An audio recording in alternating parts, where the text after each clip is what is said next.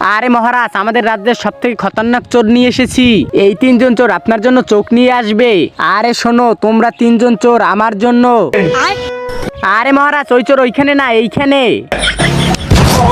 আরে তোমরা তিনজন আমার জন্য 10-12 বছরের ছেলের একটা চোখ নিয়ে আসবে, যাতে আমি আবার সবকিছু আগের মতো দেখতে পাই। আরে তাহলে তার পরিবর্তে আমাদের কি দেবে মহারাজ? আরে তোমাদের তিনজনের ভিতর যে সবার আগে আমার জন্য চোখ নিয়ে আসতে পারবে, সে আমার বেটি ফুলমতির সাথে হস্তি নষ্টি করতে পারবে। আরে মানে শাদি করতে পারবে।